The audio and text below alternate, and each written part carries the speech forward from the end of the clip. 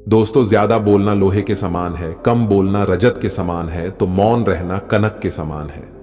जब भी हम बोल रहे होते हैं, हम अपनी ऊर्जा को नष्ट कर रहे होते हैं।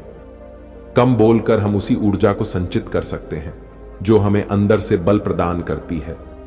हमारे संतों मुनियों ने भी मौन को एक साधना और तप के रूप में परिभाषित किया है। हमारे शब्द हमारे मन का आईना है। हम जैसे सोचते हैं वही बोलते हैं, और ज्यादा बोलकर हम अपने भीतर की गंदगी बाहर तो कर देते हैं, परंतु हमारे विचार किसी के मन को ठेस पहुंचाने का काम कर देते हैं। कई बार अधिक बोलने के कारण जगहंसाई भी होती है, और उपरोक्त के अनुसार तो प्राण से भी हाथ धोने पड़ते हैं। इसलिए कम बोलना अधिक प्रभावशाली और उत्तम माना जाता है। कम बोलो लेकिन अच्छा बोलो, ये बात आपने अक्सर समझदार लोगों से ही सुनी होगी। ये बात बहुत हद तक सही भी है। कुछ लोग होते हैं जो बहुत बोलते हैं, और बोलते भी ऐसा है कि जो किसी मतलब का ही नहीं होता। ज्यादा बोलना कोई बुरी बात नहीं है, लेकिन कब क्या बोलना है इसकी समझ होना बहुत जरूरी है। कभी कभी हमारा या फिर किसी का भी बोलापन उसके लिए मुसीबत बन जाता है। जब भी बोलो, नाप तोल कर बोलो। इस वीडियो में आप समझेंगे कि क्यों कभी कभी इंसान का चुप रहना ही उसके लिए सही होता है। हर जगह पर बोलना जरूरी नहीं है। बहुत समय पहले की बात है। एक राजा था। उस राजा के महल में बेटे ने जन्म लिया। राजकुमार के होने की खुशी में राजा ने पूरे राज्य में मिठाइयां बंटवाई और धूमधाम से उसका स्वागत किया। धीरे धीरे दिन गुजरते गए, और राजकुमार की उम्र बढ़ने के साथ साथ उसका स्वभाव भी बदलने लगा। राजकुमार एकदम शांत और मौन रहने लगे। वो ना ही किसी से ज्यादा बात करते और ना ही किसी से मिलते थे, और सारा वक्त चुप ही रहते। राजा राजकुमार के इस स्वभाव से काफी परेशान रहते थे। राजा सोचते थे कि चुप रहने वाला राजकुमार प्रजा को कैसे संभाल पाएगा।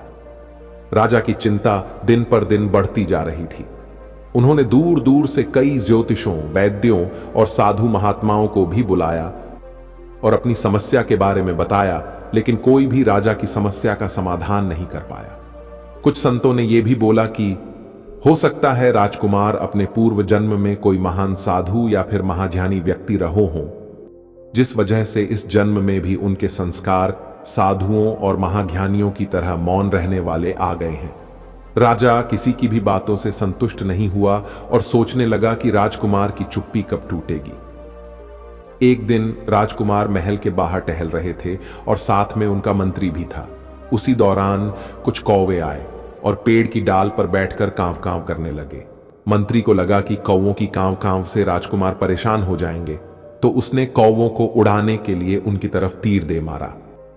मगर दुर्भाग्य से उसका तीर एक कौवे को लग गया और वो कौवा सीधा राजकुमार के सामने गिरा। कौवे को देखकर राजकुमार बहुत भावुक हो गए और उसकी तरफ देखकर बोले, यदि तुम आज कुछ बोलते नहीं तो यूं मारे नहीं जाते।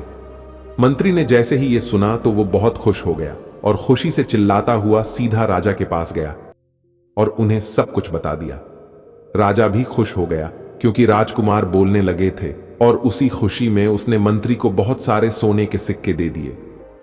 उस घटना के बाद बहुत दिन बीत गए, लेकिन राजकुमार ने फिर से चुप्पी साध ली और वो फिर पहले जैसे ही मौन रहने लगे।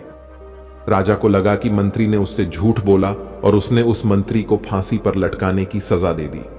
मौत की सजा सुनते ही वो मंत्री दौड़ता हुआ राजकुमार के कक्ष में गया और उनसे बोला, राजकुमार, उस दिन एक मरे हुए कौवे को देखकर तो आप बोले थे, लेकिन अब आप क्यों नहीं बोल रहे हैं? आपकी इस चुप्पी की वजह से आज मैं भी अपना जीवन खो दूंगा।